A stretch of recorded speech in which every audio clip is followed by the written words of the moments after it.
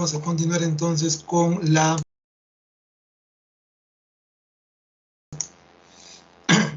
sesión con la semana que corresponde, ¿ya?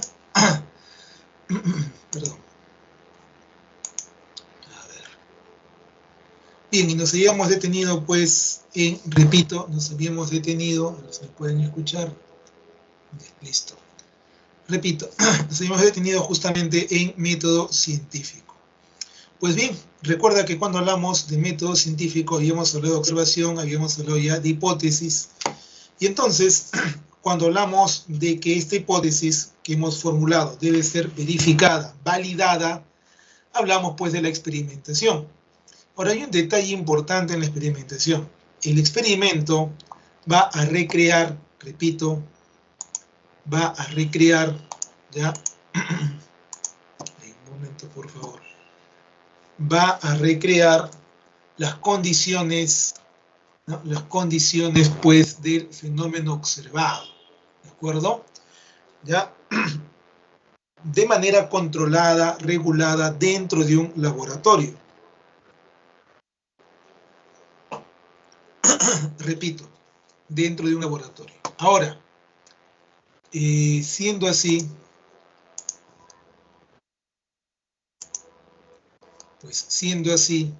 tenemos que recordar que en el experimento todos los factores que intervienen en el fenómeno observado, ¿ya?, van a ser regulados, van a ser controlados, excepto uno, que de repente, pues, a nuestro juicio es el que determina que todos los demás ocurran, ¿no? Es el factor clave por el cual el fenómeno ocurre. Dado que sea el caso así, entonces ese factor que creemos es el más importante, lo vamos a llamar pues factor variable, ¿ya? Factor variable. Y ese pues tal vez no lo controlemos, no lo regulemos al igual que el resto, para ver cuál es su efecto, ¿de acuerdo? Para ver, repito, cuál es su efecto. ¿Estamos claros? Muy bien. Siendo así, realizamos el experimento, primero diseñamos el experimento, luego ejecutamos el experimento, y una vez que tengamos el experimento ya ocurriendo, esto nos va a arrojar resultados. Estos resultados nos van a permitir darnos cuenta si nuestra hipótesis era válida o inválida. O sea, el resultado de la experimentación va a validar o invalidar nuestra hipótesis. Obviamente, cualquiera sea el resultado, a favor o en contra de nuestra hipótesis, vamos a extraer conclusiones. Es decir, si el resultado invalida nuestra hipótesis, pues tendremos que concluir, uno, que la hipótesis no era correcta, pero también vamos a concluir que hay que modificarla, cambiarla, o tal vez revisar el diseño del experimento y volverlo a ejecutar. ¿De acuerdo? Ahora, si el resultado valida la hipótesis, pues uno, concluiremos que la hipótesis es correcta, pero también vamos a comenzar a generar argumentos a favor de la hipótesis, ¿de acuerdo? A favor de esa respuesta. Estos argumentos con validación experimental van a constituir lo que denominamos una teoría. Una teoría explica entonces lo que hemos observado, ¿no? Lo que hemos observado del fenómeno. Las teorías, repito, son argumentos lógicos, validados, refrendados por el trabajo experimental, que permiten explicar el fenómeno, ¿de acuerdo? Ya explican el fenómeno en sí.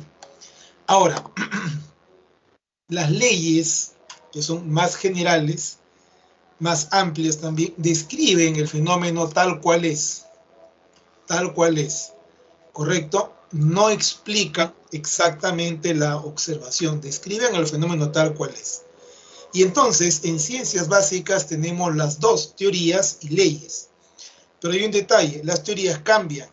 De repente hay una nueva observación, ¿no? O se hace una observación de un detalle que se nos escapó a nosotros, o de repente surgen nuevos aspectos del mismo fenómeno, y entonces las teorías pueden cambiar, pueden ampliarse, pueden modificarse, incluso pueden ser dejadas de lado por otra teoría que explica con mayor detalle el fenómeno observado, ¿de acuerdo? Las leyes, en cambio, pues prácticamente son inmutables y la mayoría de ellas, pues no todas, tienen una formulación matemática muy precisa. ¿De acuerdo? Pues las teorías cambian. En el caso de biología, en biología pues tenemos muchas teorías, muchísimas teorías, y por tanto es una ciencia en ese sentido más teórica por la cantidad de teorías que tiene, y pues estas teorías se van ampliando. Ojo, no es que se dejen de lado, sino que o se precisan o se amplían. Claro, muchas hipótesis se van dejando de lado, sí, en el camino, pero las teorías van acentuándose y se modifican para explicar pues más aspectos del fenómeno observado, ¿de acuerdo? Como la teoría de la evolución, que sigue siendo ampliada y precisada, pero no dejada de lado, ¿de acuerdo? Muy bien, tenemos eso ya, método científico. Vamos a la composición de la materia viva. Hablamos ahora de bioelementos, como aquellos elementos biogénicos o elementos constitutivos de los seres vivos. Si bien no son todos, repito, si bien no son todos, pues una parte importante de los elementos de la tabla periódica están dentro de los seres vivos. Se agrupan por la abundancia, no por la importancia, sino por su abundancia. Hablamos entonces de bioelementos primarios, ¿ya? Bioelementos primarios. Hablamos también de bioelementos secundarios y hablamos al final de oligoelementos. Los bioelementos primarios son aquellos, repito, son aquellos que pues se encuentran en mayor cantidad en los seres vivos, ¿de acuerdo? Hablamos del carbono, hidrógeno, oxígeno y nitrógeno. El carbono, por ejemplo, forma el esqueleto de moléculas orgánicas sobre los cuales se construyen, pues, ¿no?, las células, ¿de acuerdo? Luego tenemos los elementos secundarios, como el calcio, el fósforo, potasio, azufre, sodio, etc. Y aquí tenemos, pues, una pequeña referencia de ellos, ¿no? Hablamos, por ejemplo, del calcio, que está presente en los huesos, ¿de acuerdo? Fosfato de calcio. Hablamos de que también es un factor de coagulación, interviene en el proceso de formación de coágulos o hemostasia. Participa en la sinapsis. ¿Cómo así? Recuerda que la sinapsis es la unión funcional entre neuronas que permite comunicarse a las mismas para justamente coordinar el trabajo entre ellas. Ya, las neuronas se comunican usando corriente eléctrica y neurotransmisores. El neurotransmisor debe salir de la neurona presináptica hacia la neurona postsináptica. Para que el neurotransmisor salga, se requiere calcio. Cuando el calcio entra, la vesícula del neurotransmisor se separa de su transportador, llega a la membrana de la neurona presináptica y entonces puede salir hacia la neurona postsináptica. ¿De acuerdo? Bien, para empezar más o menos por ahí. Ahora, en la contracción muscular, el calcio permite el desplazamiento, ¿no?, de las moléculas de actina y miosina entre sí, ¿de acuerdo? Al, pues, modificar, ¿no?, la arquitectura de estos llamados puentes cruzados, y permite entonces el solapamiento, ¿no?, entre ambas moléculas para que el músculo se contraiga. Está así, se contraen, se traslapan una con otra y el músculo se contrae, ¿correcto? Ahí interviene el calcio. El fósforo, obviamente, pues en huesos, fosfato de calcio nuevamente, en la molécula energética llamada ATP, así como en otros nucleótidos trifosfatados, y también hablamos pues del ADN y el ARN, donde es una molécula esencial o un elemento esencial para formar la arquitectura de ambas moléculas. Las proteínas con el llamado nivel terciario de organización son proteínas que ya tienen actividad biológica. A ver, una cadena de aminoácidos sola no constituye una proteína funcional. Para que una proteína funcione debe llegar a tener nivel terciario. Para que tenga nivel terciario de organización estructural, necesariamente debe contar con azufre. cuenta con azufre, pues simplemente no va a tener actividad biológica o función. Sodio y potasio, ambos generan y transmiten el impulso bioeléctrico nervioso, obviamente en las neuronas, y también participan ambos en el equilibrio hídrico o hidrosmótico, es decir, regulan la concentración de agua. En el caso del sodio, el agua a nivel extracelular, correcto, en el líquido intersticial y en la sangre, y en el caso del potasio, pues a nivel intracelular, no dentro de la célula. El magnesio tiene función opuesta al calcio a nivel muscular, permite la relajación del músculo, ¿no? Evitando con eso las famosas contracturas, ¿de acuerdo? Y por eso se considera un elemento que permite la relajación en general y evita pues el llamado estrés muscular, lo reduce. Luego tenemos el hierro, que está en este grupo porque está en los citocromos. Los citocromos, recuerda, son moléculas que transportan electrones tanto en la parte de la fotosíntesis como en la parte pues, de la respiración celular aeróbica. Dado que está en ambos procesos, entonces pues está considerado como un elemento secundario. También está presente en los pigmentos respiratorios, como por ejemplo la hemoglobina, entre otros, ¿no? Que le permiten pues, a los animales transportar oxígeno y CO2 en su fluido circulante. Ahora, hablamos de los oligoelementos: manganeso, yodo, cobre, cobalto, zinc, flúor, molibdeno, selenio, cromo, entre otros. Hablemos por un instante del yodo. Cuando nosotros hablamos del yodo, recuerda, ¿ya? El yodo es pues un bioelemento importante para la formación de las llamadas hormonas tiroideas, ¿de acuerdo? Repito, para la formación de las llamadas hormonas tiroideas. A ver, un momento, por favor. Creo que... A ver.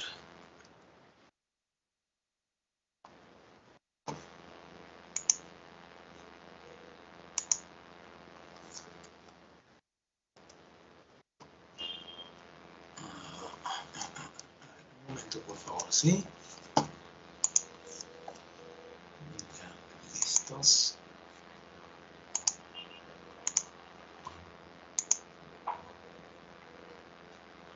Bien, ahora sí.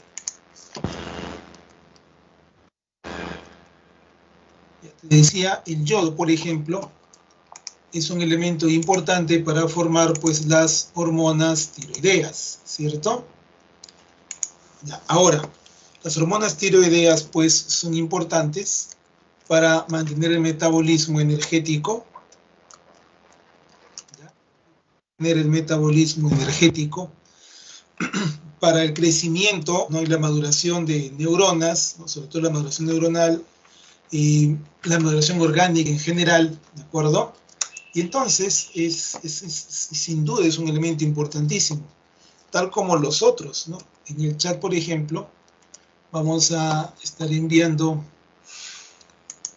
algunos enlaces, por ejemplo, pues, ¿no? Ahí hemos enviado sobre el zinc, que no es el único.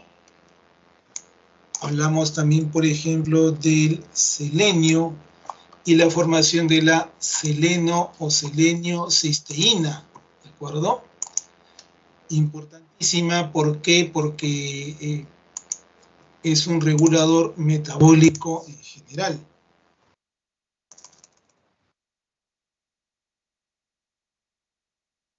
Y recuerda pues que estos elementos que se encuentran en pequeñísima cantidad en nuestro cuerpo, ya son, repito, son fundamentales, aunque pues no lo tengamos muy presente siempre, ¿ya? Pero repito, son pues fundamentales en cuanto a su acción. Así que vamos a compartir algunos, vamos a compartir 3 de ellos. Tenemos el zinc, el selenio, vamos con el molibdeno, que son importantes, te repito, pues porque tienen una actividad biológica interesante, ¿eh? Como la formación de enzimas. Entonces, en ese sentido se constituyen en lo que denominamos, pues, cofactores enzimáticos, ¿de acuerdo? Que es tal vez la función que más tienen estos bioelementos, ¿de acuerdo? Estos oligoelementos, ¿ya? Tal vez el yodo, no en ese sentido, porque el yodo sí es capaz de formar hormonas, ¿de acuerdo? Pero los demás, pues, ¿no? Los demás sí tienen esta función de ser cofactores enzimáticos, ¿ya? Y pues es interesante cómo hoy en día se sabe algo más de ellos, ¿ya? Que pues, que antes, ¿no? Muy bien, ahora vamos con el caso del flúor, ¿ya? Cuando hablamos del flúor, hablamos generalmente de los dientes, ¿cierto? ¿Por qué? Porque forman parte, pues, de la llamada fluoroapatita, que se encuentra, pues, formando el esmalte dental, ¿de acuerdo? El cual es, pues, repito, fundamental, justamente para la dureza de los dientes, ¿de acuerdo? Muy bien, entonces ahí estamos enviando otro enlace más. Bueno, en fin, entonces tenemos, pues, por ejemplo, el cobre, ¿no? Que decía, es importante para formar otros pigmentos respiratorios, ¿eh? Por cierto. O sea, no solo es el hierro el que forma pigmentos respiratorios, el cobre también lo hace. Como, por ejemplo, ¿no? La hemocianina, ¿no? Que se encuentra en invertebrados, ¿de acuerdo? Muy bien, vamos avanzando ahora hacia las biomoléculas llamadas también principios inmediatos. Biomoléculas, repito, llamadas también principios inmediatos. Las biomoléculas, como sabemos, pues resultan... listo. A ver, muchas gracias por la pregunta. Fijémonos en algo, ya, un momento, por favor, ¿sí? Fijémonos en algo, les decía. Ocurre que cuando hablamos de sodio y potasio, si recuerdan, hablamos de regulación hídrica. En el caso del sodio, habíamos mencionado que es el principal regulador de la cantidad de agua en el fluido intersticial y en la sangre, ¿ya? Y entonces, ¿qué ocurre?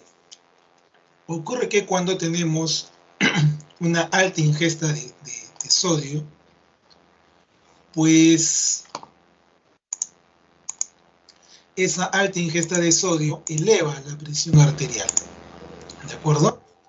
Y al elevar la presión arterial, pues eso da como resultado un problema, ¿cierto? Llamado hipertensión. Entonces, pues, si tú consumes gran cantidad de alimentos ricos en sodio, ¿ya? Alimentos ricos en sodio, pues tu presión arterial va a subir. Y si eso se mantiene constante, vas a tener, pues, algo llamado hipertensión. Por eso es que se recomienda siempre mantener un bajo consumo de sal, porque la sal, pues, es cloruro de sodio, ¿cierto? Entonces hay que reducir la ingesta de sal. La mayor parte de frutas y verduras que consumimos ya tienen suficiente sodio y otros elementos más para una dieta balanceada.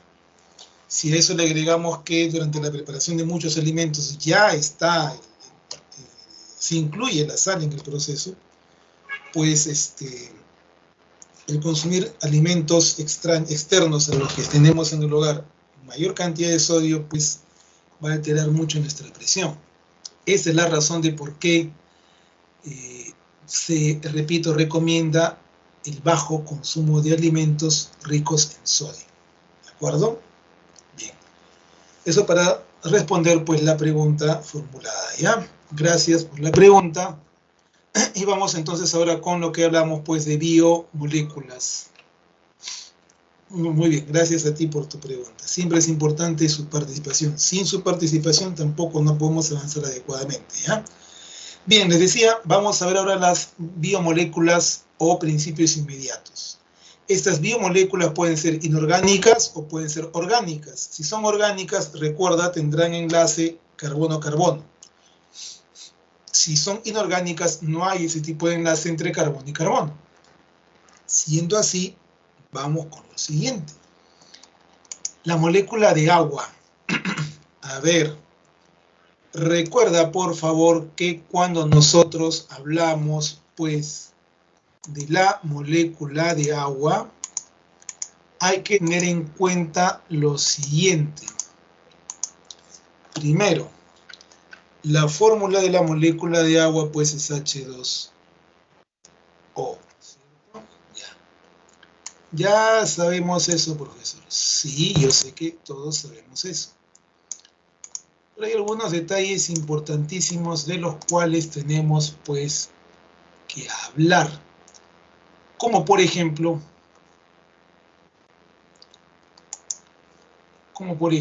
pues, a ver, el asunto de que la molécula de agua H2O tiene algunas propiedades físicas importantísimas. ¿Cuáles van a ser estas propiedades físicas? Por ejemplo, la angularidad, la dipolaridad, la capacidad para formar puentes de hidrógeno, ¿de acuerdo? ¿Ya? La cohesión, ya hablando entre moléculas, la elevada superficial,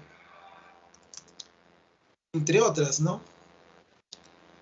¿Por qué es importante mencionar estas propiedades? Pues la razón es bastante sencilla para empezar. ¿Cuál es la razón? Cuando hablamos de angularidad, estamos hablando pues de que la molécula de agua, ya, repito, la molécula de agua, pues va a presentar, si nos acercamos un poquito, por acá, si tú observas, entre los átomos de hidrógeno y oxígeno, por su disposición, hay un ángulo, ¿de acuerdo? Por su disposición, repito, hay un ángulo. Entonces, a ver, veamos. Hablamos, vamos a cambiar de color.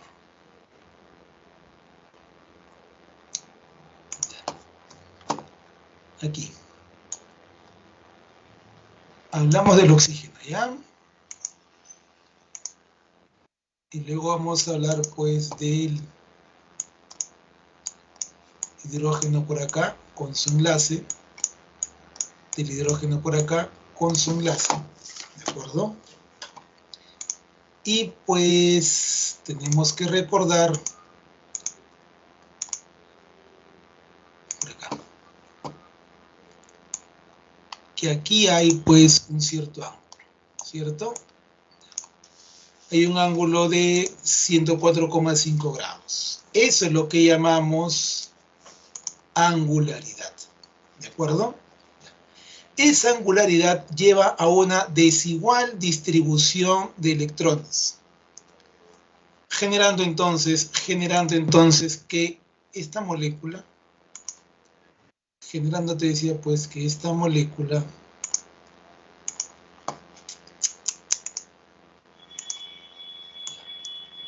toda esta molécula tenga pues dos lados, ¿no? Un lado positivo, ¿no? Parte del hidrógeno, y un lado negativo, que es la parte del oxígeno. Lado positivo, lado del hidrógeno, lado negativo, lado del oxígeno. ¿Correcto? Eso es lo que llamamos dipolaridad. Y la dipolaridad es justamente, repito, lo que va a generar, ¿no?, a los puentes de hidrógeno. ¿Qué pasa? Pues que yo tengo por aquí una molécula de agua, otra molécula de agua, otra molécula de agua, Por ejemplo, acá tengo, vamos a colocarlo con otros colores. Acá tengo la carga positiva, acá tengo la carga negativa, carga positiva, carga negativa. Pues, ¿qué va a ocurrir? Que las moléculas se van a atraer una a otra. Se van a atraer. Esta atracción es lo que se llama puente de hidrógeno. Repito, esa atracción es lo que se llama puente de hidrógeno. Ahora, conociendo estas propiedades, vamos a las siguientes. Como las moléculas de agua están unidas por puentes de hidrógeno, entonces decimos que las moléculas de agua están cohesionadas para formar una masa de agua. Como las moléculas de agua están cohesionadas para formar una masa de agua, entonces van a resistir a la separación por medios mecánicos. Repito, van a resistirse a la separación por medios mecánicos. Y entonces hablamos de una consecuencia llamada alta tensión superficial. Fijémonos entonces en algunas cosas. Estas propiedades físicas determinan estas funciones del agua, porque lo que estamos viendo acá son funciones del agua. La función del agua de ser solvente universal se debe ¿a qué? A la dipolaridad. El cloruro de sodio, o sea, el común cloruro de sodio, está formado por cloro y por sodio. Obviamente, profesor, sí. Pero fíjate en esto. La parte positiva de la molécula de agua se une al cloro negativo y lo separa del sodio positivo, mientras que la parte negativa de la molécula de agua se une con el sodio positivo y lo separa del cloro negativo. ¿Qué estamos haciendo? Separando cloro de sodio. Estamos disolviendo la sal común. Función solvente. Estamos disolviendo. El agua disuelve aquello que tiene carga eléctrica. ¿Correcto? El agua disuelve entonces, repito, aquellas sustancias polares o que tienen carga eléctrica. ¿Ya? Eso hace el agua. Disuelve las sustancias polares o aquello que tiene carga eléctrica.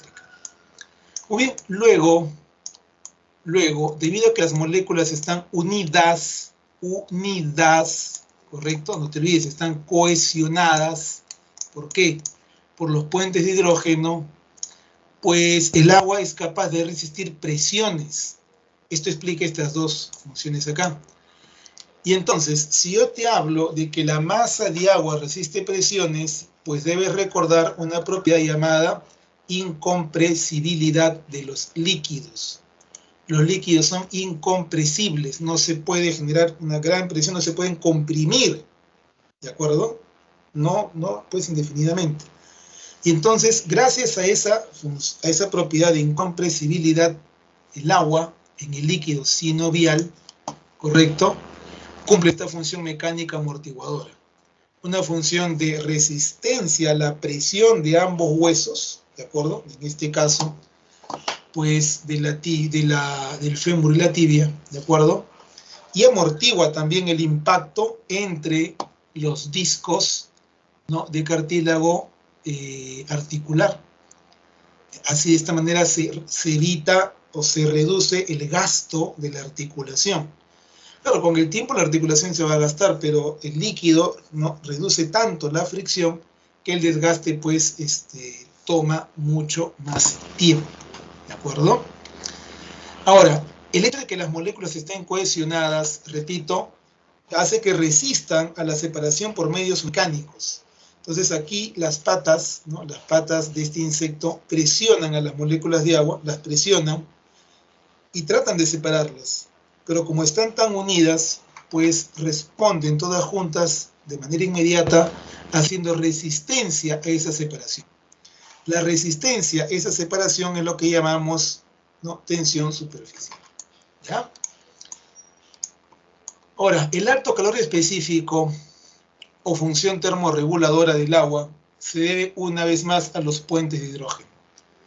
Hay tantos puentes de hidrógeno en una masa de agua que para separar todas las moléculas y convertirlas en vapor, repito, separar todas las moléculas y convertirlas en vapor, se requiere mucha energía. Repito, se requiere muchísima energía y por tanto, se requiere de mucha energía calórica. Por eso hablamos del alto calor específico. Se invierte mucha energía en separar las moléculas de agua porque hay que romper numerosos puentes de hidrógeno. ¿De acuerdo? Numerosos puentes de hidrógeno. Por eso es que se habla de un elevado calor específico y por tanto de la termorregulación.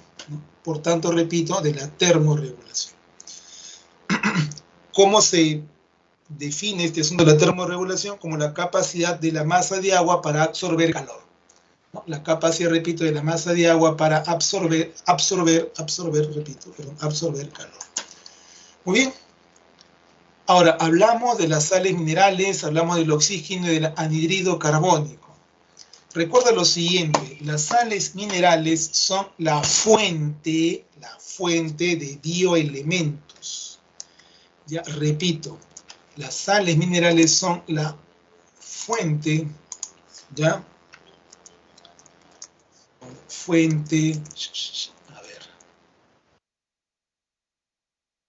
Son entonces fuente, vamos a colocarlo así.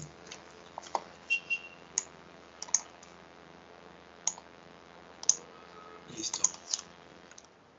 Son fuente, pues, de bioelementos. ¿De acuerdo? Ya, eso hay que tenerlo muy presente. Que son fuente de bioelementos. ¿Ya? Y por eso es que intervienen en la contracción muscular, por eso es que intervienen en la transmisión del impulso nervioso, mantenimiento del equilibrio osmótico. Si tú te das cuenta, estamos hablando, pues, ¿de qué? Estamos hablando de justamente el calcio, por ejemplo, el sodio y el potasio, ¿correcto? Nuevamente el calcio. Entonces hablamos, pues, por ejemplo, de que los vamos a encontrar estas sales siempre como fuente de bioelementos, y las encontramos pues en los huesos, en las caparazones, ¿no? En las conchas de diferentes animales, ¿de acuerdo? El oxígeno y el anhídrido carbónico tienen importancia sobre todo en lo que se refiere pues a la formación de biomoléculas orgánicas, que es el caso del CO2, porque gracias al carbono del CO2, pues los seres fotosintéticos tienen carbono para formar moléculas orgánicas, ¿de acuerdo? Mientras que si hablamos del oxígeno, hablamos de los seres aeróbicos, ¿correcto? Seres aeróbicos, pues, en donde el oxígeno es el último en recibir protones, ¿no? Hidrogeniones, que son, pues, quienes van a permitir liberar mayor cantidad de energía en el proceso, pues, llamado fotofosforilación, que está, pues, de la mano con lo que se conoce como cadena respiratoria. Entonces, ambos elementos son importantísimos para la respiración celular y también para la fotosíntesis. Muy bien.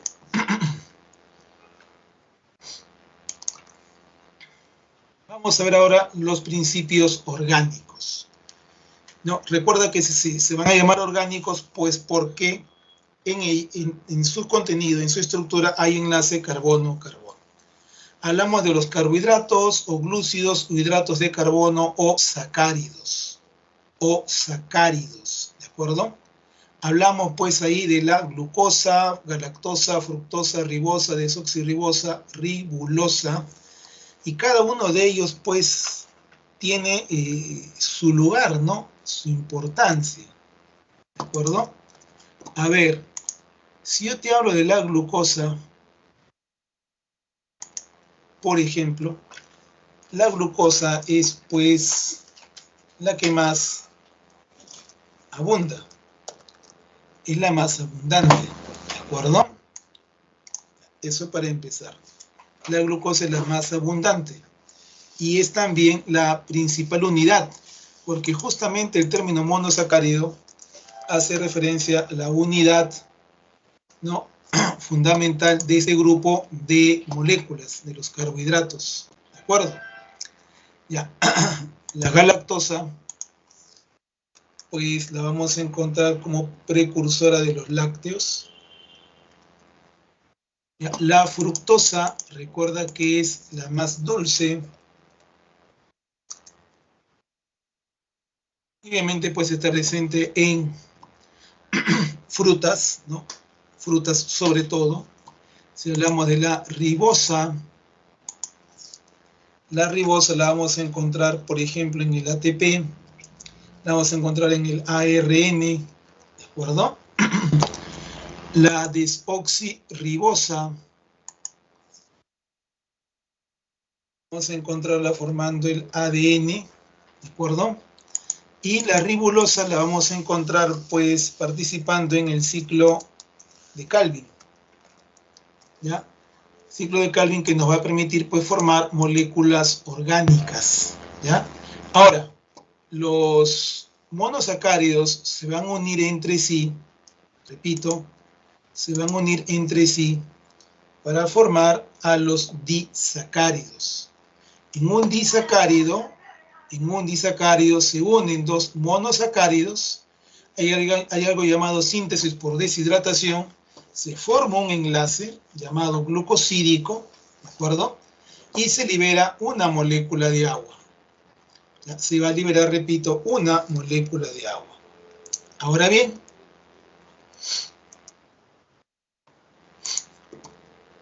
la sacarosa, por ejemplo, está hecha de dos moléculas de glucosa, ¿de acuerdo?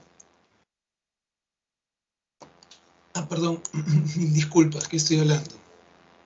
La sacarosa es glucosa con fructosa, disculpas. La lactosa es glucosa con galactosa y la maltosa es glucosa con glucosa, ¿de acuerdo? Entonces ahí tenemos ya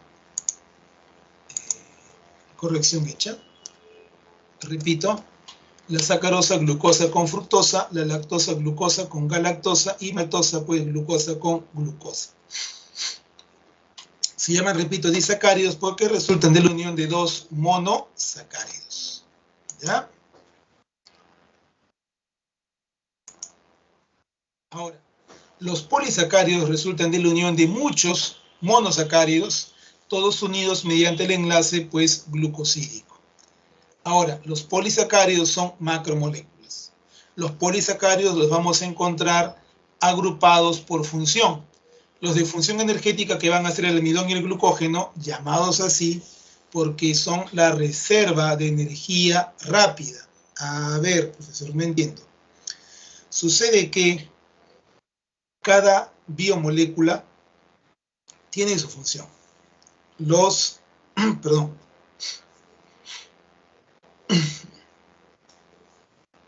Tiene, te decía, su función. Un momento, por favor.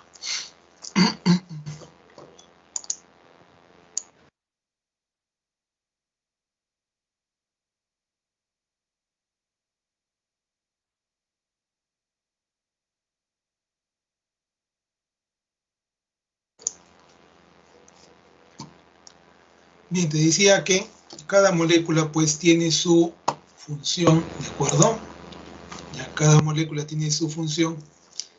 Y entonces, en el caso de los glúcidos o carbohidratos, su función es energética. ¿Ya? Su función es dar energía, aportar energía de uso inmediato. Es decir, que apenas las ingerimos, ya las estamos gastando. O sea, ya estamos, ¿no?, liberando la energía que ellas nos pueden proveer. ¿De acuerdo? Ahora bien,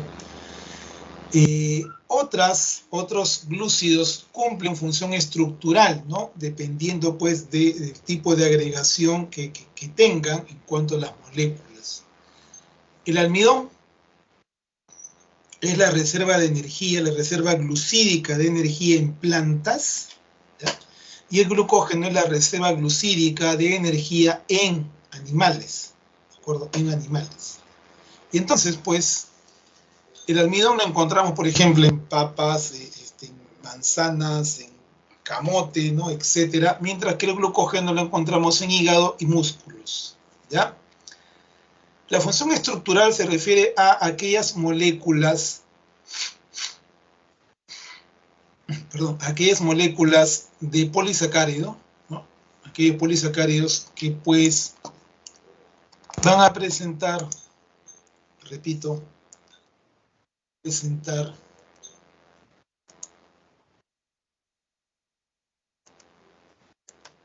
una mayor complejidad.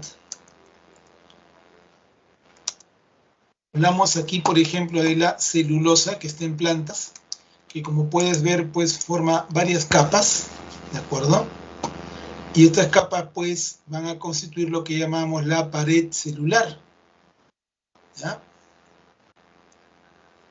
O hablamos, por ejemplo, del exoesqueleto de artrópodos y hablaremos de la quitina. La quitina, repito, la quitina forma el exoesqueleto de los artrópodos y la pared celular de los hongos, ¿ya? La pared celular de los hongos. En ambos casos es, pues, función estructural. Ahora con los lípidos, ¿ya? Y pues vamos a establecer algunas cosas importantes.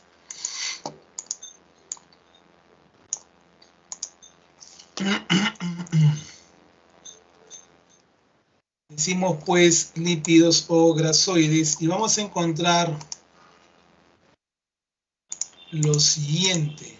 ¿Qué pasa acá con los lípidos? Pues recuerda que la mayoría,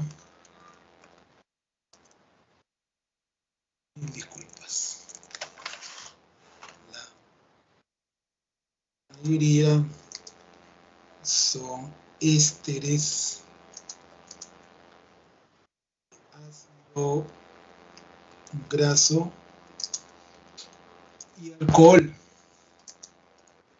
unidos pues por el enlace del mismo nombre, ¿no? Enlace éster. ¿De acuerdo? Ya. Todos, sin embargo,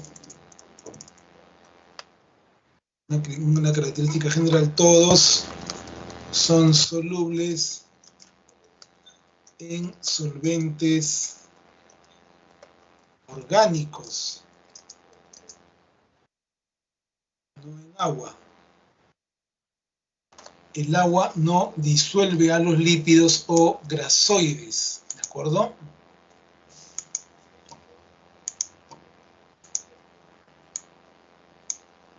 Ya está. Entonces, eso es cuando hablamos pues de lípidos. Ésteres de ácidos grasos y alcohol unidos por enlace éster. Como por ejemplo, pues, cuando hablamos acá, ¿no? Vamos a acercarnos. Acá está el alcohol, que es el glicerol, acá está el ácido graso, y pues la reacción entre ellos va a formar el enlace éster con desprendimiento de una molécula de agua. Este es en el caso de un monoglicérido, ¿correcto? Ya. Una sola cola de ácidos grasos. Ahora, aquí, en la parte inferior, vamos a tener el glicerol, que es el alcohol con 1, con 2 y con 3 ácidos grasos. Esto que tenemos acá abajo, pues, se va a denominar triglicérido o grasa neutra. Entonces, a ver, vamos a ir colocando algunas cosas para, pues, comprenderlo bien. Te decía...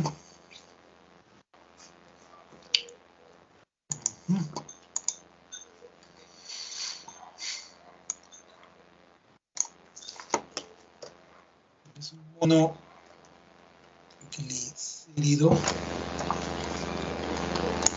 Ya, a ver, perdón.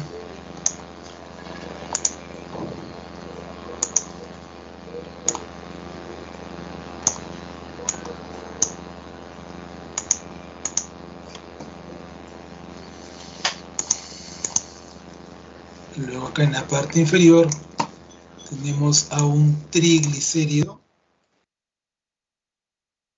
Para los triglicéridos, pues, los triglicéridos, te decía, pueden conocerse pues como grasas si están en estado sólido o aceites si están en estado líquido, ¿de acuerdo? Grasas o aceites, te decía, dependiendo si están pues en estado sólido o en estado líquido. Ahora, detalle importante, los triglicéridos se consideran reserva de energía a largo plazo. Repito, los triglicéridos ya se van a considerar reserva de energía a largo plazo, ¿ya? A largo plazo. ¿Dónde los encontramos? En el caso, pues, del ser humano, por ejemplo, los podemos ubicar, ¿no? Los podemos ubicar, perdón, te decía, lo podemos ubicar, pues, en el tejido adiposo, ¿ya? En el tejido adiposo, ¿correcto? Bien, eso, pues, para tenerlo presente, ¿ya? Luego hablaremos de los ácidos grasos que están presentes en los lípidos, que pueden ser saturados si, como puedes ver, solo hay enlace simple entre carbono y carbono, o insaturados si por lo menos hay un enlace doble entre carbono y carbono. Los ácidos grasos saturados están presentes comúnmente en los cuerpos animales, mientras que los insaturados comúnmente están presentes en los cuerpos vegetales, ¿de acuerdo? Dos ácidos grasos insaturados son importantísimos para nosotros, para nuestro desarrollo orgánico y corporal. Hablamos de el omega 3 y el omega 6, ¿correcto? De los cuales, pues, derivan otros lípidos u otras moléculas lipídicas, ¿no? Más complejas, ¿de acuerdo? Bien. Y hablando de complejidad, si tú te fijas, un lípido simple se llama así porque solo está el alcohol, que en este caso es el glicerol, y el ácido graso. Pero un lípido complejo, ¿ya? Un lípido complejo tiene,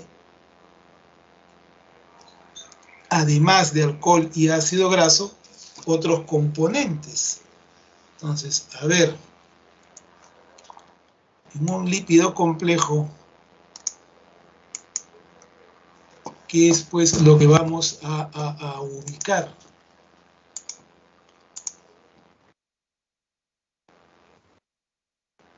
Pues, a ver, en el caso de los lípidos complejos tenemos, por ejemplo, a los fosfolípidos, ¿perdón? ¿Ya? Y si hablamos, pues, de los fosfolípidos, ¿ya? Los más conocidos son los glicerofosfolípidos,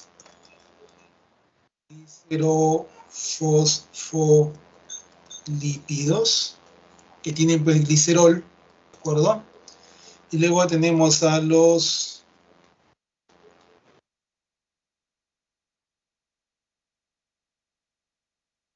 esfingolípidos, que tienen, pues, algo llamado esfingosina o esfingol, como alcohol, ¿de acuerdo? Que, pues, también es importante, ¿no? Justamente para poder ubicar la estructura. Ahora, recuerda que los fosfolípidos, sean glicerofosfolípidos o sean esfingolípidos, ¿ya? Recuerda que estos fosfolípidos, ¿correcto? Porque de los dos van a formar membranas, ¿correcto? Entonces decimos que forman el sistema o los sistemas de membranas celulares. Van a formar, repito, los sistemas de membranas celulares, ¿de acuerdo? Voy a subir esto un poquito.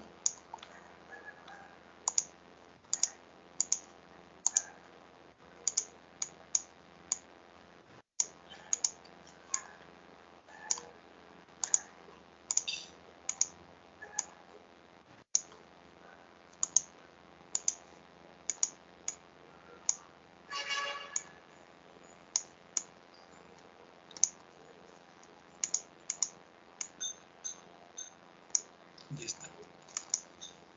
Muy bien, ahora, por otro lado, aparte de los fosfolípidos, vamos a ubicar también a los glicolípidos, ¿correcto? Así es, a los glicolípidos. ¿Por qué los glicolípidos son importantes? ¿Glicolípidos o glucolípidos?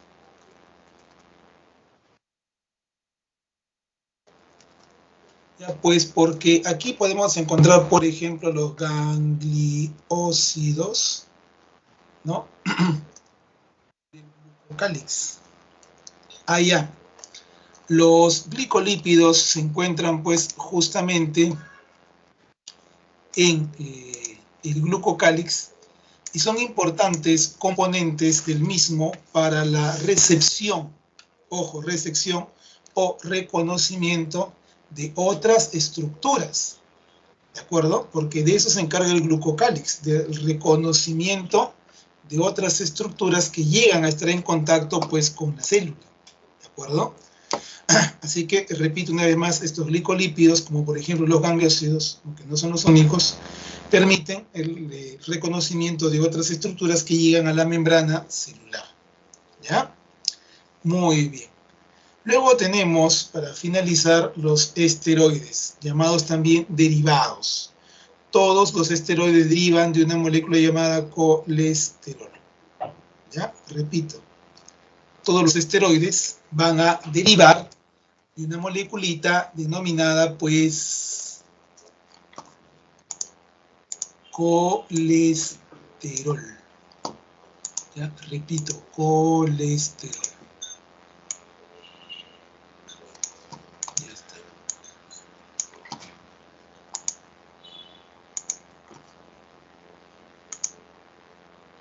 Muy bien, ahora, a ver, decía los esteroides.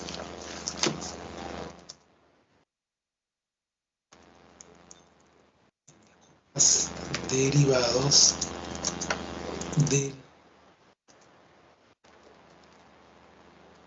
Y pues todos presentan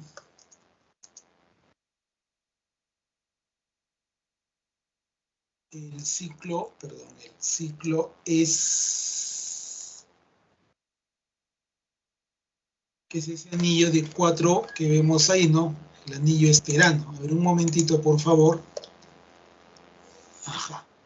Vamos a acercarnos. Y el anillo esterano es este, ¿no? Esto de acá que es el ciclo fenantreno y el pentano, por eso es que todo se llama ciclo pentano peridrofenantreno o ciclo esterano, ¿de acuerdo? Ahí tenemos al estradiol o estrógeno, a la progesterona, a la testosterona, que son hormonas sexuales, pero que no son los únicos esteroides, ¿ya? No son los únicos esteroides. Ojo, el estradiol, la progesterona, la testosterona son derivados esteroideos, ¿no? Son lípidos esteroides, pero no son los únicos, ¿de acuerdo? Aquí también podemos ubicar, por ejemplo, pues a las sales biliares, ¿de acuerdo? A las sales biliares. El colesterol, por ejemplo, puede hallarse, ¿no?, junto con los fosfolípidos en la membrana celular. Repito, puede encontrarse junto con los fosfolípidos, pues, en la membrana celular. ¿Ya?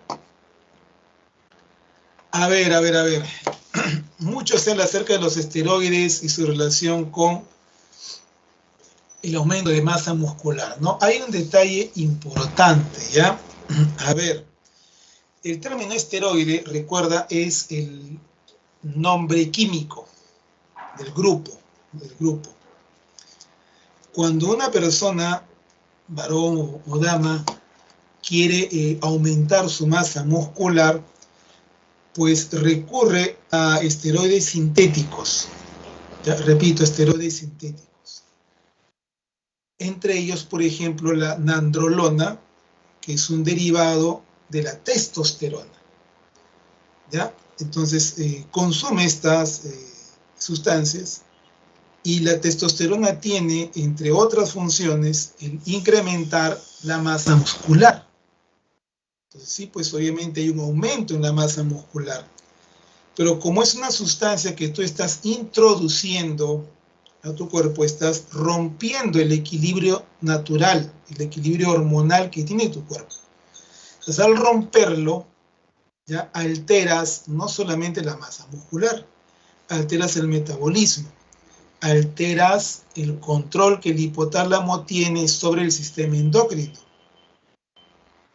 Prácticamente lo bloqueas.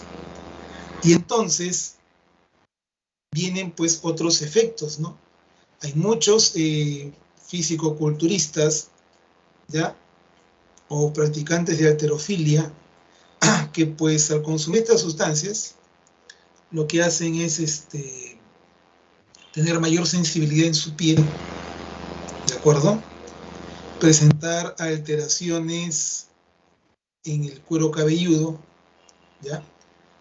Presentar alteraciones comportamentales, ¿no? Mostrar más agresividad, ¿de acuerdo?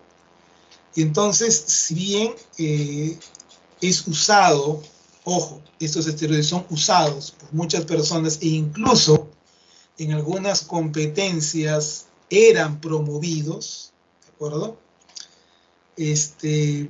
Pues no se pueden usar sin un control médico. O sea, vamos, hay personas que tienen problemas hormonales, déficit hormonal, ¿no? De X hormona, y el endocrinólogo pues indica, ¿no? Medica que debe consumir.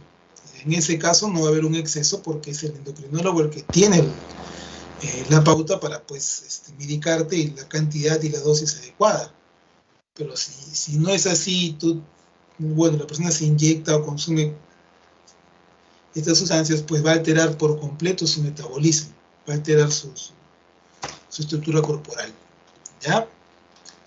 Me dejo entender, entonces hay que ver eso, ¿ya? Hay que siempre tener presente ello, ¿ya? Listo, muchas gracias por tu pregunta.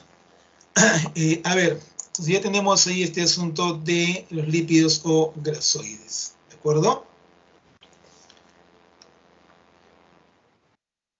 Proteínas. Cuando hablamos de proteínas, hablamos de... A ver, ¿dónde estamos? Ya.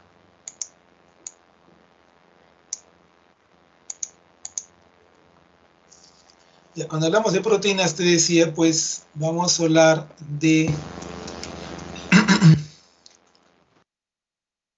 polímero, como se llama a la molécula que está hecha de muchas partes. Eso es polímero, varias partes, ¿de acuerdo? Entonces hablamos de un polímero de aminoácidos, ¿de acuerdo? Aminoácidos, ¿ya? Que son sus unidades, ¿no? Los aminoácidos, pues, son, repito, las unidades, ¿de acuerdo? A su vez, pues, unidos, ¿no? Unidos por medio de, pues, el enlace peptídico, ¿de acuerdo? Repito, están unidos, pues, por medio del enlace peptídico, ¿ya?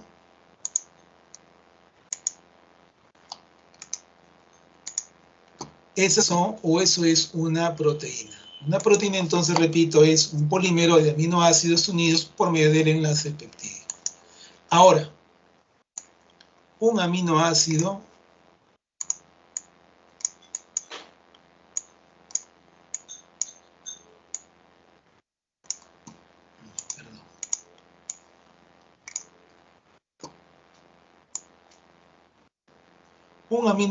está formado por un carbono central, ¿de acuerdo?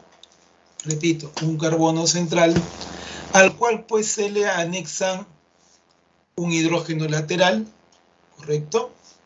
¿Ya?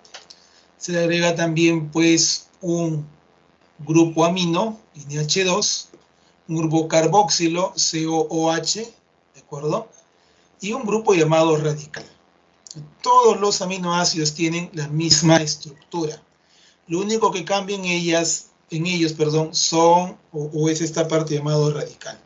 Repito, todos los aminoácidos tienen la misma estructura, solo cambia el componente pues llamado radical. ¿De acuerdo? Es lo único que va a cambiar. Ahora bien, y entonces,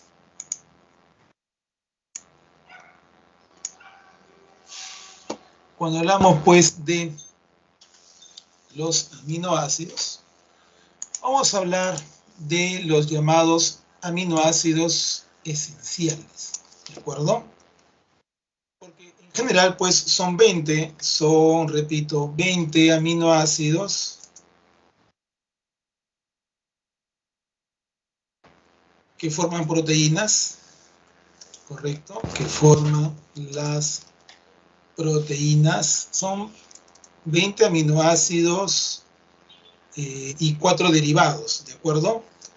Sin embargo, 10 son esenciales, ¿correcto? ¿Cuáles van a ser, pues, esos esenciales? Metionina,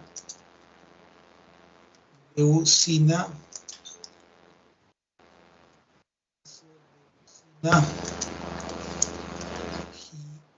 ginina,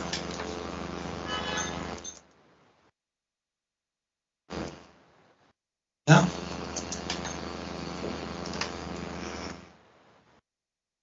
ver, un momento, ¿ya?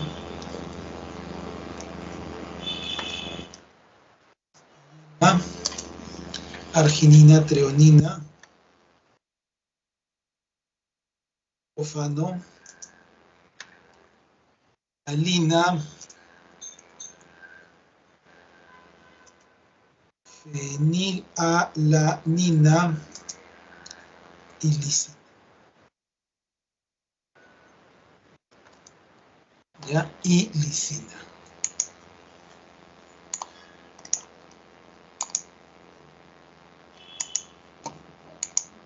Ya está.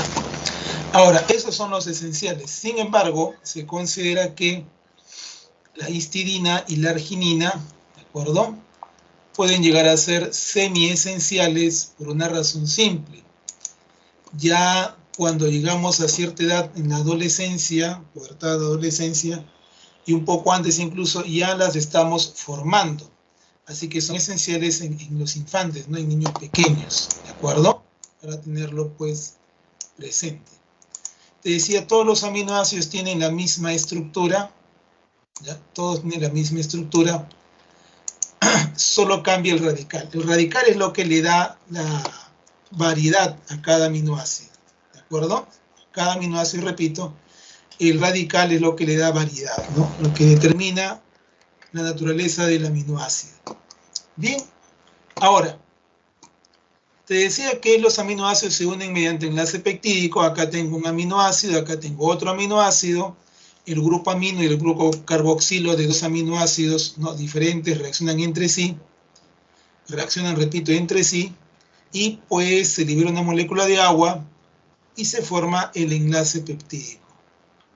El enlace peptídico, por cierto, tiene como zona de unión al carbono del grupo carboxilo de un aminoácido y al nitrógeno del grupo amino del otro aminoácido. Ahí está el enlace peptídico. ¿De acuerdo? Muy bien. Ahora, y así pueden unirse cientos, ¿no? Cientos, pues, de aminoácidos. ¿De acuerdo? El punto es, pues, que eso va a constituir a la larga una proteína. ¿De acuerdo? Ahora bien, las funciones de las proteínas son diversas. Son las moléculas orgánicas con mayor diversidad funcional o mayor variedad de función biológica.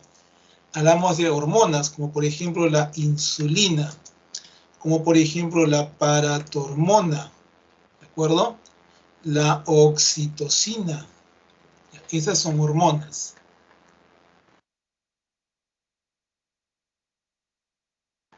Luego tenemos la función estructural, como por ejemplo el colágeno, como por ejemplo, ¿no?, la queratina, que está en las uñas, ¿de acuerdo? Hablamos de proteínas de transporte, como por ejemplo la hemoglobina, por ejemplo los citocromos, ¿de acuerdo? Hablamos de proteínas de reserva, como por ejemplo,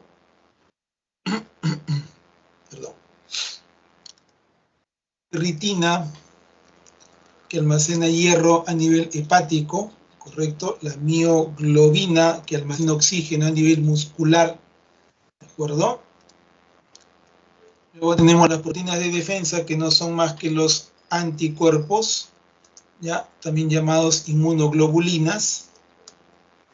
Luego tenemos proteínas motoras o proteínas contráctiles, para ser más preciso, ¿no?, de función contráctil, como por ejemplo la miosina o lactina.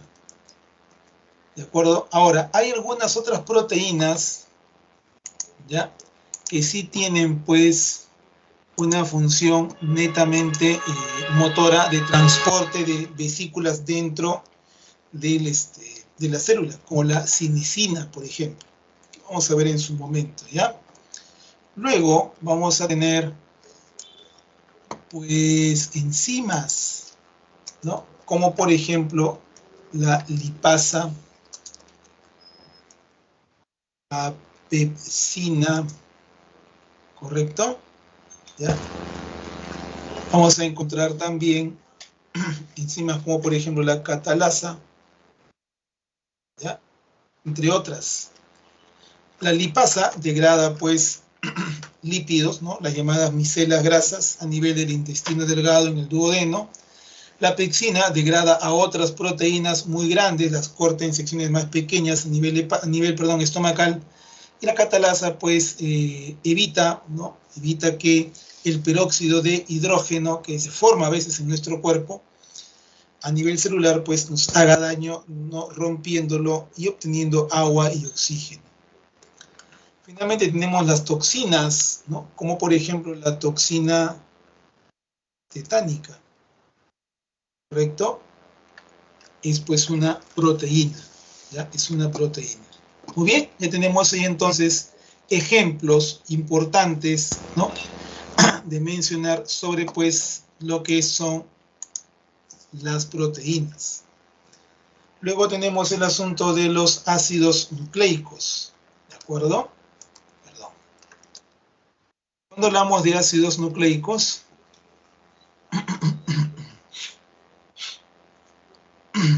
un momento, por favor.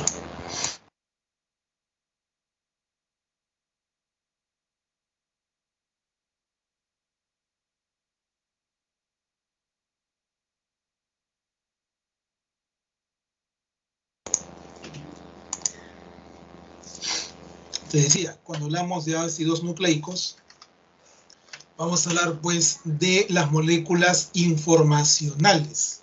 Ya, repito, vamos a hablar de moléculas informacionales. Esa es su función. Mientras que las proteínas son básicamente estructurales, ¿de acuerdo? Los ácidos nucleicos son moléculas netamente informacionales. Entonces, a ver, hablamos de que son polímeros de nucleótidos, siendo que los nucleótidos entonces son sus unidades, ¿de acuerdo? ¿Ya?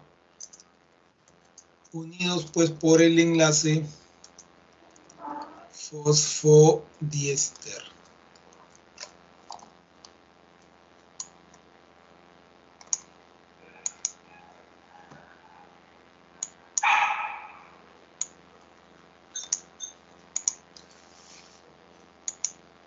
O bien, recuerda, unidos por enlace fosfodiéster, y que además, pues no te olvides, son moléculas informacionales. Trasladan justamente información, ¿de acuerdo? Ahora, un nucleótido tiene tres partes: base nitrogenada, azúcar pentosa y grupo fosfato. Sin embargo, aquí hay que hacer una pequeña observación. Pues, a ver, existe el término nucleócido. ¿Ya qué cosa es un nucleócido? La base nitrogenada más la pentosa. ¿Ya?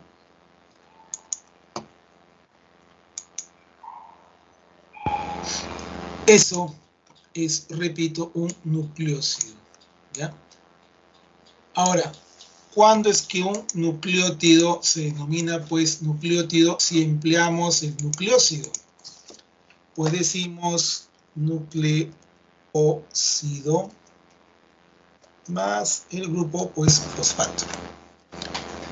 Ahí tenemos ya entonces, ¿no?, el asunto de cuándo es que el nucleótido se forma. Se forma por la unión de un nucleócido y un grupo fosfato. Las bases pueden ser purinas, ¿no? O pirimidinas. Si son purinas o púricas, llamadas también así, tienen dos anillos. El anillo doble puede ser adenina o puede ser guanina. Si son pirimidinas o pirimídicas, solo están formadas por un anillo. Ahí tenemos citosina, timina y uracilo. ¿De acuerdo? Bien. Las pentosas o azúcares pentosas van a ser la ribosa y la desoxirribosa. La diferencia, ¿cuál es? Pues que la ribosa tiene a la altura del carbono 2, ¿no? Presente en su molécula un OH, ¿ya? En cambio, la que se denomina desoxirribosa, en el carbono 2 no tiene un grupo OH unido, solamente tiene hidrógeno. Ahí está la diferencia, ¿de acuerdo? Ribosa y desoxirribosa, ¿ya? Ribosa te decía y desoxirribosa. Ahora, entre ADN y ARN hay lo siguiente. El ADN es una doble cadena de nucleótidos. Repito, es una doble cadena de nucleótidos o doble hélice, para ser más preciso. Es una doble hélice, ¿de acuerdo? Y entonces decimos que es una molécula bicatenaria porque tiene dos cadenas, repito, bicatenaria porque tiene dos cadenas, ¿ya? 1, 2, las cadenas van en sentidos contrarios, por eso decimos que son cadenas antiparalelas, porque van en sentidos contrarios. Repito, son cadenas antiparalelas porque van en sentidos contrarios, ¿ya? Y además, las bases nitrogenadas se unen entre ellas en la parte interna, por algo llamado complementariedad de bases.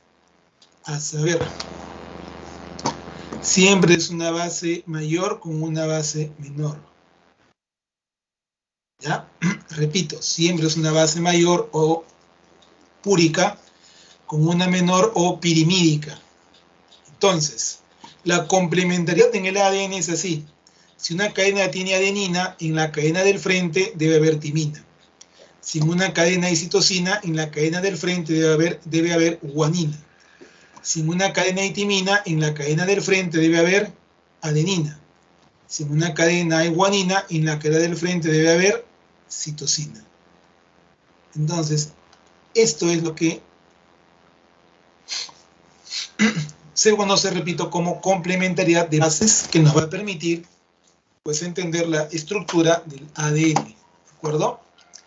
Tienes que recordar pues que para comprender a cabalidad la estructura del ADN, no solamente se requirió pues de Watson y Crick, ¿de acuerdo?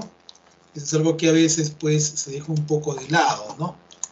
Para comprender esta estructura de ADN y de ARN, sobre todo de ADN, hablamos de Watson, hablamos de Francis Crick, también de Rosalind Franklin, Maurice Wilkins. O sea, no solamente fue uno, ¿de acuerdo? Ya fueron varios los que trabajaron en la estructura del ADN. Sin embargo, pues el premio Nobel se lo llevaron Watson y Crick por describir la estructura helicoidal en base sobre todo a los trabajos de Rosalind Franklin con la difracción de rayos X, ¿de acuerdo? Ahora, en el caso del ARN, hablamos de una sola cadena. Por eso es que el ARN es monocatenario, hay una sola cadena, ¿de acuerdo? Nada más que una cadena. Y las bases están ahí. Ahora, hay una diferencia entre las bases del ARN y del ADN. En el ADN encontramos citosina, guanina, adenina y timina, mientras que en el ARN la timina no existe, ¿no? En el ARN tenemos el uracilo, ¿correcto? El uracilo. Ahora, el ARN tiene pues una forma lineal generalmente, pero también puede doblarse sobre sí mismo, ¿no? Enrollarse para formar ARN ribosomal o ribosómico, o incluso pues puede formar 3 anillos para formar al ARN transferencia. Así es, hay más de un tipo de ARN. El que estamos viendo acá es el ARN mensajero. ¿Ya? Bien, ya tenemos el asunto de los ácidos nucleicos. Recuerda que el ADN lleva información de padres a hijos, lo que se llama información genética, mientras que el ARN lleva información para formar proteínas. ¿Ya? Repito entonces, ADN, información genética hereditaria, ARN, información genética para formar proteínas. ¿De acuerdo? Muy bien. Digamos ahora, vamos con el asunto de los virus. Si es que antes no hay preguntas. Si alguien tiene alguna pregunta, por favor, sugiero que lo haga de manera inmediata para poder absolverla, ¿sí? Bien, a ver.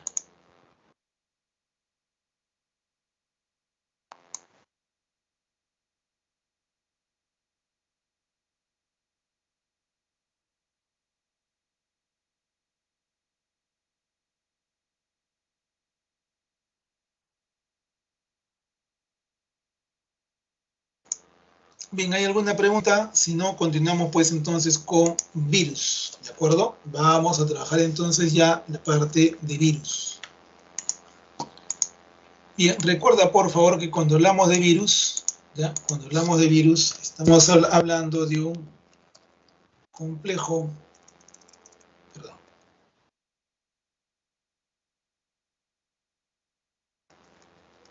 supramolecular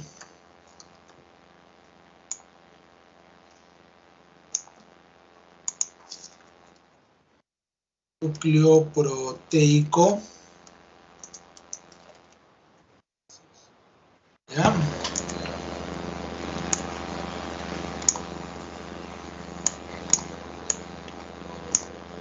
A ver, un momento, por favor.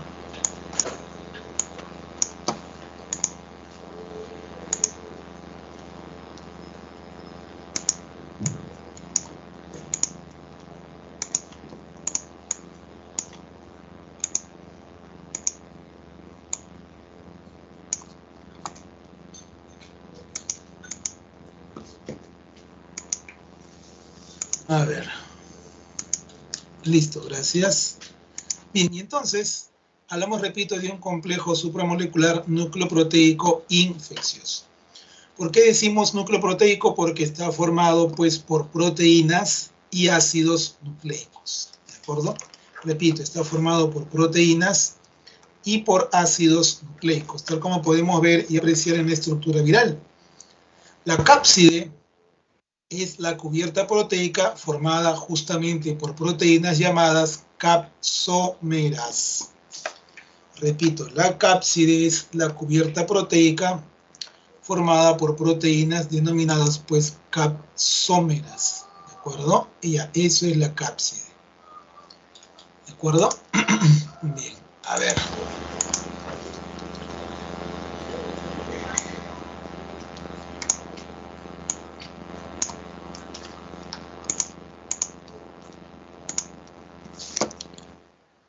Decimos que la cápside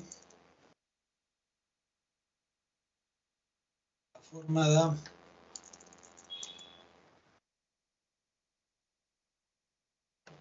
por proteínas globulares,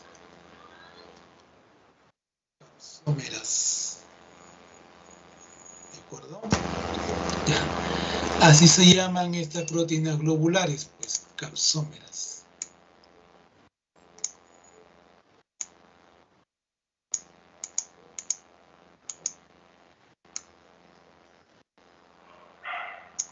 Bien. O llamados también capsómeros, ¿no? Va a ser lo mismo, por cierto. Ahora, otro detalle es el asunto del llamado genoma viral. Hablamos de que el genoma viral es el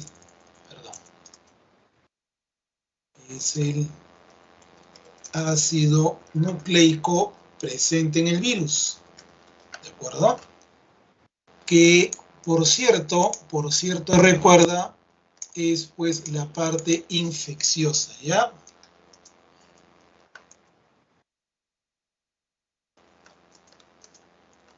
Es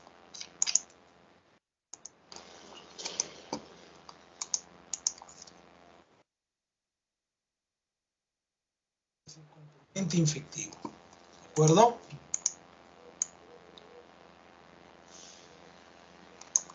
Muy bien.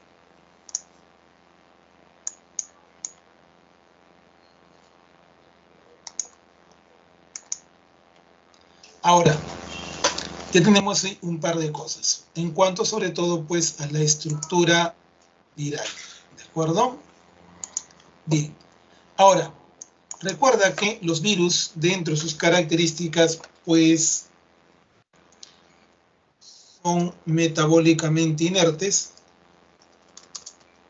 es decir, no tienen metabolismo propio, ¿correcto? Por lo tanto, no pueden multiplicarse solos.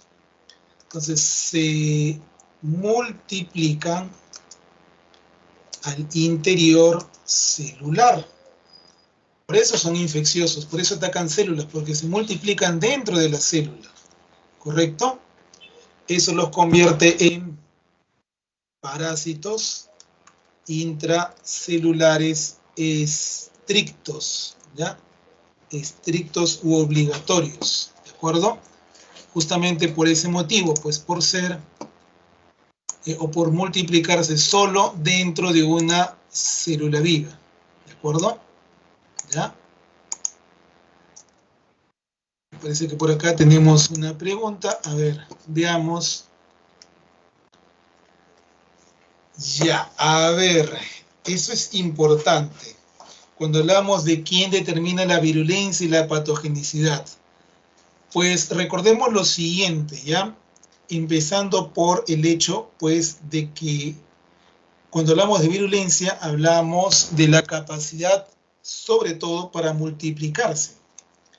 Y cuando hablamos de la patogenicidad, hablamos de la capacidad para infectar. Pues resulta que un virus es básicamente un ácido nucleico, repito, cubierto por proteínas, ¿no? Protegido por proteínas. Las proteínas en sí mismas determinan el hecho de que nosotros recibamos a los virus como cuerpos extraños. Nos permiten generar anticuerpos, ¿de acuerdo? Pero no son las proteínas en sí, las proteínas del virus no son quienes nos atacan. Las sustancias que provocan cambios, que alteran la función biológica a nivel celular, son los ácidos nucleicos, los genomas. Y por eso es que el genoma es la parte infecciosa del virus. Por lo tanto, es la que va a determinar su patogenicidad. En consecuencia, su virulencia. El ácido nucleico, ¿de acuerdo? La proteína va a facilitarle muchas cosas al virus, como la capacidad de ingresar, pero las proteínas al final son codificadas por los ácidos nucleicos, ¿cierto? Entonces hay que tener eso presente, ¿de acuerdo? El ácido nucleico, no la proteína. El genoma, no la cápside, ¿de acuerdo? Bien, eso para responder por la pregunta, ¿sí? Gracias por formularla más bien. En fin, teniendo eso ya presente, repito, gracias a ti por tu pregunta, pues vamos a continuar con las características de los virus. Te decía, pues, ¿no? Acá está. Son parásitos intracelulares estrictos u obligatorios, ¿de acuerdo? Pero hay algo más acerca de los virus. También vamos a mencionar pues que son específicos. Es muy raro, no imposible, ojo, es muy raro, pero no imposible que crucen la barrera de la especie. ¿Ya? Por ejemplo, Gutenberg es un virus que solo afecta a perros, no afecta al ser humano.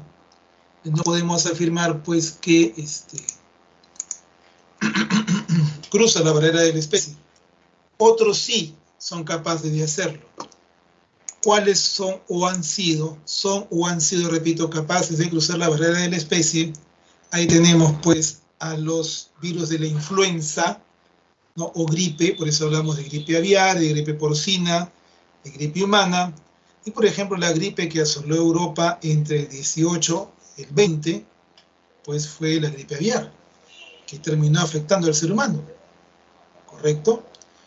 Luego tenemos estos coronavirus que también pues son capaces de cruzar la barrera de la especie. Los mecanismos por los cuales lo hacen no han sido completamente pues dilucidados. Es decir, no se conoce con exactitud la ruta por la cual son capaces de pasar de un animal a un humano, ¿de acuerdo?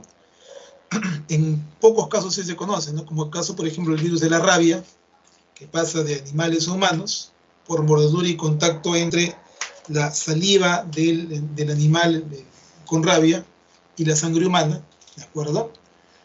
Pero no así, por ejemplo, en el caso del virus MERS, del SARS-CoV, ¿no? Cualquiera de sus versiones 1 o 2, que se asume que provienen de murciélagos, ¿no? Y que habrían pues llegado por ingesta de carnes de estos animales. Si bien no se conoce cómo es el mecanismo por completo, es probable que ocurra. No es imposible, tampoco es que sea común, ¿de acuerdo? Para tenerlo pues presente, ¿ya? Ahora, sin embargo, hay otra cuestión importante. Los virus, ya un momento antes de responder, por favor, los virus también mutan. También. Entonces, ahí es cuando surgen las llamadas, pues, variantes, ¿no? Variantes. A ver, en el caso de la peste negra o peste bubónica es causada por una bacteria que transporta la pulga de la rata, ¿correcto? No es causada por un virus. Y en el caso de la peste negra, la rata no se enferma por peste negra. Pero curiosamente la rata sí puede enfermarse con rabia. Y curiosamente también es probable, no imposible, que transmita la rabia al morder. Entonces hay que tener eso presente, ¿ya? Claro, las mutaciones son las que llamamos variantes. Entonces, los virus mutan no intencionalmente, ojo, son seres inertes, son estructuras inertes, ni siquiera son seres, ¿de acuerdo? Y entonces, no es que muten a propósito, porque a veces se malentiende lo que sale en las noticias, ¿no? Que el virus muta porque busca ser más efectivo. Bueno, no busca, el virus no busca nada, es una mutación aleatoria, es completamente aleatoria, al azar. Y entonces, puede que esa mutación sea más infecciosa, se multiplique más rápido, puede que no sea así, porque hay un laboratorio natural muy bueno en lo que hace, que se llama hígado. En nuestro hígado, en el hígado de nosotros y en muchos otros mamíferos y animales en general, los virus sufren alteración, se alteran. Entonces, pues, cuando en clínica se dice que un virus al entrar en un ser humano y luego salir puede salir alterado, es cierto, puede salir alterado y esa alteración se va a llamar, pues, variante. ¿De acuerdo? Si en cambio es una mutación muy grande, muy grande, ya hablaríamos de un nuevo virus y no de una variación. A ver, enfermedades que tiene el ser humano, pero no los animales y el vector es el mismo, no te entiendo. Si pudieras escribir un ejemplo de eso que estás mencionando, sería ideal para poder entender el comentario, la pregunta, si es que existe, ¿no? ¿Ya? Bien, prosigamos. Entonces les decía, pues, esas son algunas características de los virus, ¿de acuerdo? No son las únicas, por cierto, ¿ya? Es decir, que los virus mutan, ¿ya? y pues se afectan con la temperatura elevada, vamos a poner así, con alta temperatura. Por eso es que cuando tenemos alguna infección viral, pues nos da fiebre, ¿ya? Y pues con interferones, que son los anticuerpos específicamente antivirales, ¿de acuerdo? Que son, repito, los anticuerpos específicamente antivirales, ¿de acuerdo?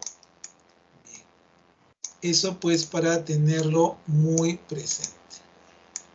Ahora, los virus pueden clasificarse por la ausencia o presencia de envoltura, si tienen o no envoltura, ¿de acuerdo? ¿Ya? La envoltura, ¿qué cosa es la envoltura? Ese es otro detalle importante, ¿ya? Tomado también en examen de admisión.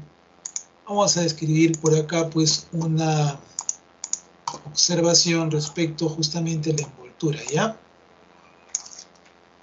Vamos acá, observación. La envoltura es una membrana proveniente de la célula infectada. Repito, proveniente de la célula infectada, ¿ya? Puede pues que la envoltura sea de la membrana celular o puede ser incluso de la membrana pues nuclear. Lo recuerda, proviene siempre de la célula que ha sido infectada. ¿De acuerdo? Bien. Ahora, un virus envuelto, por ejemplo, es el virus del VIH. Otro virus envuelto es el virus SARS-CoV, ¿no? Cualquiera de sus versiones. El MERS también es un virus envuelto, ¿ya? O sea, cualquiera de las versiones de esos virus tiene su envoltura, que repito, pues es una membrana. Ahora, cuando un virus tiene envoltura, repito, cuando un virus tiene envoltura, ¿ya? Pues esta envoltura puede presentar proyecciones,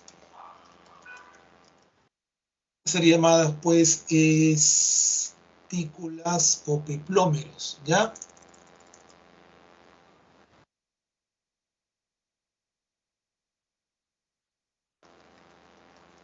Que le van a servir pues al virus, ¿no? Para anclarse en la membrana de la célula que va a infectar, ¿no? Para anclarse en la célula que va a infectar. Por ejemplo, en el caso del SARS-CoV-2, esta famosa proteína espiga, pues vendría a ser una de estas proyecciones, ¿de acuerdo? Ahora, por la forma de su cápside, podemos tener un virus poliédrico como los adenovirus, como el caso del virus de la papera, ¿de acuerdo? Ya tenemos esféricos cuando hay una envoltura, entonces tenemos el virus de la influenza, que tiene su envoltura, helicoidales, cuando pues se despliega en forma de una hélice, como el virus del mosaico del tabaco, que recuerda, el virus del mosaico del tabaco fue el primer virus descrito como infeccioso, ¿ya? El primer virus descrito como infeccioso. Y tenemos una simetría compleja, una forma compleja, si hablamos de los bacteriófagos. Un bacteriófago es un virus que ataca bacterias, ¿de acuerdo? Ataca, repito, bacterias.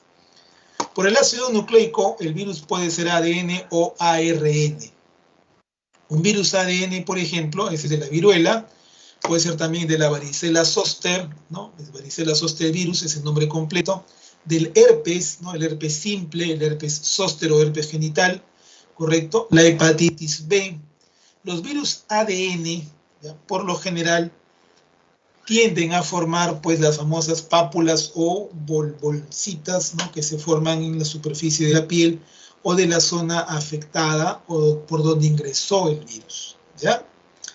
En el caso del ARN, virus ARN llamados ribovirus,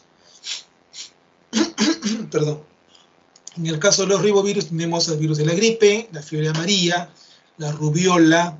La rubiola es terrible porque si le da a una mujer gestante puede causar sordera o ceguera en el no nacido. O sea, el niño va a nacer después ciego o sordo o ambos incluso.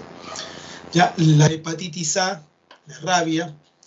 En el caso de por ejemplo, ¿no? La gripe o influenza se transmite de persona a persona. En el caso de la hepatitis A la transmite la cucaracha en sus patas. Puede transmitir la hepatitis A, también se transmite de persona a persona, ¿ya? Tenemos la rabia que se transmite pues por mordedura de un animal infectado con rabia, ¿de acuerdo? ¿Ya? Bien, la replicación viral. Cuando hablamos de la replicación viral, estamos hablando de lo que se conoce como ciclo de replicación o multiplicación viral. El que estamos viendo en este instante es el modelo del bacteriófago, ¿de acuerdo? A ver, acá hay una pregunta importante. ¿Los virus que tienen envoltura no pueden ser cancerosos? Ya. A ver, fijémonos en lo siguiente. ¿Cómo afecta un virus a la célula? ¿Ya? Vamos a partir de esa pregunta. Entonces, a ver, ¿cómo afecta un virus a la célula? ¿Qué es lo que va a provocar en ella? Pues va a provocar lo siguiente. Altera por completo, a ver, vamos a escribir bien, ¿ya? Altera metabolismo. ¿Correcto? Primero. ¿Ya? Segundo, provoca de membranas, ¿de acuerdo? Un momento, por favor, ¿ya? Función de membranas. Eso, pues, significa que se va a unir una célula con otra célula, ¿de acuerdo? ¿Ya? Provoca, repite, entonces, pues, fusión de membranas, ¿de acuerdo? Ya. ¿Qué más? Va a ocurrir también, pues, que los virus afectan el ciclo celular, ¿no? Lo alteran. Repito, afectan, pues, el ciclo celular de forma tal. Sí, así es. Hay varios animes que explican varias cosas, ¿ya? Sí, es interesante verlos. Afectan el ciclo celular, pueden causar incluso, si Cell at Work explica algo de eso, no todo, pero sí explica algo de eso, ¿ya? ¿Qué más? Decía, pueden causar o inducir la multiplicación celular sin control, ¿de acuerdo? Y cuando hablo de sin control, pues ¿a qué nos estamos refiriendo? A la formación de células cancerígenas. Sí, pues esos son los llamados oncovirus, como el caso del papiloma. El caso del papiloma. El papiloma, pues, es un virus ADN. Es un virus ADN. Y es un virus oncovirus que causa, pues, cáncer. ¿De acuerdo? Entonces hay que tener eso presente, ¿ya? Por cierto. Muchas gracias por la pregunta y pues para aprovechar para explicar ese detalle por ahí. Te decía, acá tenemos la replicación viral, el modelo es el bacteriófago, ¿ya? El modelo de replicación viral, repito, es el bacteriófago, ¿ya? Y entonces lo que vamos a trabajar es justamente pues lo que hace un bacteriófago, ¿de acuerdo? Y además lo que estamos viendo por acá es el denominado ciclo lítico, ¿ya? Repito, lo que estamos viendo por acá es lo que se denomina, repito,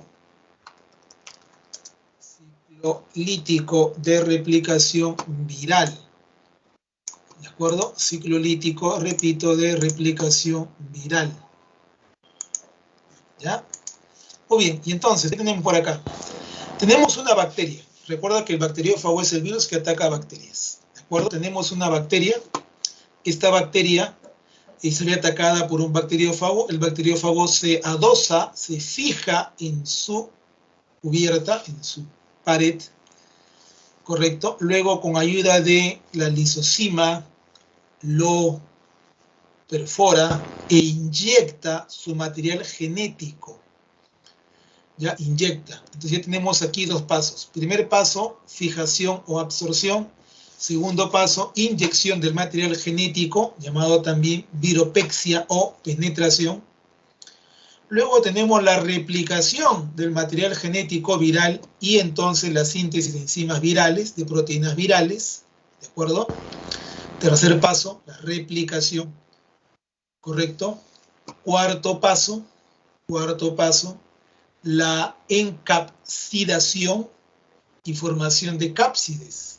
O al revés, la formación de cápsides y encapsidación del material genético. O sea, estamos juntando cápside con genoma. Luego viene, en el caso del bacteriófago, el ensamblaje total, la unión de la parte pues helicoidal con la parte icosaédrica, ¿correcto? Y finalmente terminamos con la lisis o liberación de las partículas virales, ¿correcto? Lisis o liberación de las partículas virales. ¿Y qué otro nombre reciben estas partículas virales una vez liberadas? Pues una vez que las partículas virales están liberadas, pues van a recibir el nombre de viriones. ¿Ya? ¿Qué cosa es un virión? Pues es un virus fuera de la célula. Repito, un virión es esto. Un virus fuera de la célula. Eso es un virión. ¿De acuerdo? Un virus, repito, fuera de la célula. De la célula infectada, obviamente, ¿no? De la célula infectada. Pues bien, siendo así entonces, ya, siendo así, pues ya tenemos los pasos del ciclo lítico, ¿no? Hablamos, repito, de la absorción o fijación, primer paso. Segundo paso, la inyección de material genético viral, ¿correcto? O viropexia. La replicación, la síntesis de cápsides y encapsidación, el ensamblaje y la lisis o liberación de los viriones o partículas virales, que se dirigirán pues hacia otras células a infectar. Ahora, la liberación por gemación ocurre cuando el virus es envuelto. Cuando el virus tiene envoltura, como te decía, aparecen, ¿no? Aparecen las proteínas transmembrana, obviamente dirigidas por el mismo virus, ¿de acuerdo? Se va a dar la inducción de que la nucleocápside va a inducir la formación de proteínas de envoltura y luego pues se rodea de la membrana, ¿correcto? Se rodea de esa parte de la membrana y entonces el virus sale a través del proceso de gemación viral. Gemación viral que ocurre en el VIH, que ocurre en el SARS-CoV-2, este virus que causa la COVID-19, que ocurre también en virus como la influenza, ¿de acuerdo? Cuando un virus tiene envoltura, es un poco más complicado para la célula defenderse, porque justamente la envoltura simula ser parte de la membrana y entonces pues el virus no entra sin problemas. La célula se ve así engañada y el virus pues ingresa a infectarnos. Tenemos el caso del VIH, como te decía, el VIH tiene pues estas estructuras llamadas espículas, que son la glucoproteína 120, la glucoproteína 41. Ya estas dos se van a emplear para la fijación.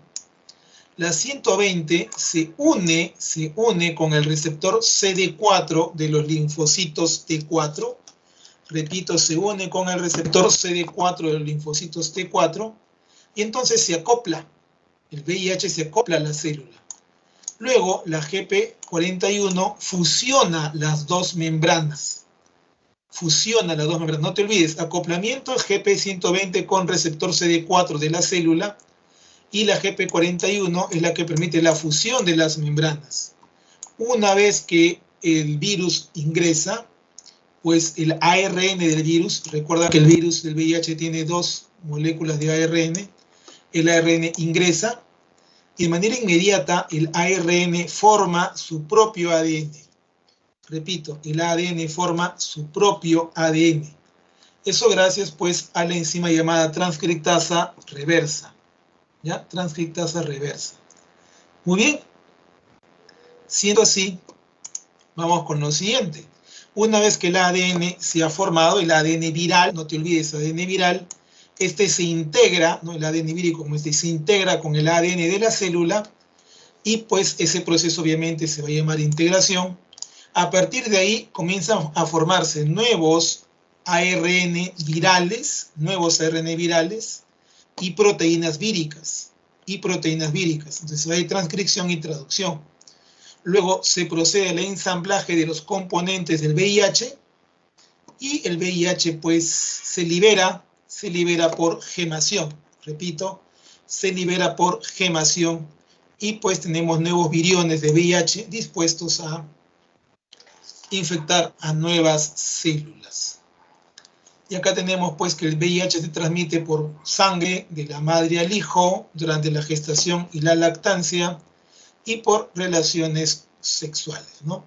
Las pruebas de detección son la de ELISA, que pues si sale positivo, ¿no?, nos indica que tenemos anticuerpos contra el VIH, y la de Western blot, que es la prueba confirmatoria, si es que deseamos hacerla, que pues nos indica que tenemos VIH. El SIDA, recuerda, es la última etapa de la infección por VIH. Es cuando ya estamos pues tan graves que el siguiente paso literalmente es la muerte. Muchas personas tienen VIH y viven muchos años con el VIH sin llegar a etapa SIDA por los cuidados y medicamentos que tienen, ¿no? Medicamentos que consumen. Muchos no consumen medicamentos adecuadamente, no pueden hacerlo por diversas razones, o no se cuidan adecuadamente, y entonces llegan más rápido a la etapa SIDA con el desenlace fatal que, repito, es pues la muerte. Pregunta 1. En un congreso de biología se está discutiendo, bueno, podemos leerlo ahí, la respuesta a la pregunta 1 es la citogenética y taxonomía. 1, letra B de bonito, letra B de bueno. 2, la respuesta es letra C de cachimbo, ¿de acuerdo? C de cachimbo. Para la pregunta 3, la respuesta es letra D de delfín. Y para la pregunta 4, la respuesta es letra A de as, ¿no? De as, ¿de acuerdo? Para la 5, la respuesta es letra C de cachimbo. Y para la 6, la respuesta es letra A de as, ¿de acuerdo? A de as. ¿Listos? Para la pregunta 7, la respuesta es letra C de cachimbo. Y para la 8, la respuesta es letra C también, de cachimbo, nuevamente. Para la pregunta 9, la respuesta es letra A, ¿correcto? De as. Y para la 10, la respuesta también es la letra A de as, ¿de acuerdo? Para la pregunta 11, por favor, voy a tener que mencionarlo rápidamente. Para la pregunta 11, la respuesta es D de delfín, D de delfín. Para la 12 es letra C de cachimbo, 12 C de cachimbo. Para la 13, letra A de as, 13 A de as. 14, letra C de cachimbo, 14 C de cachimbo. Y para la 15, la respuesta es también letra C de cachimbo, ¿correcto? Letra C de cachimbo. Muy bien, conmigo pues será hasta la siguiente sesión. Muchas gracias por sus preguntas. Por su parte es letra C de cachimbo, 12 C de cachimbo. Para la 13, letra A de as, 13 A de as. 14, letra C de cachimbo, 14 C de cachimbo. Y para la 15, la respuesta es también letra C de cachimbo, ¿correcto? Letra C de cachimbo. Muy bien, conmigo pues será hasta la siguiente sesión. Muchas gracias por sus preguntas, por su participación. Siempre, repito, siempre va a ser necesaria su participación y sus preguntas para que la clase se enriquezca mucho más. Gracias a ustedes por la paciencia, éxitos y feliz semana. Nos estaremos viendo la siguiente.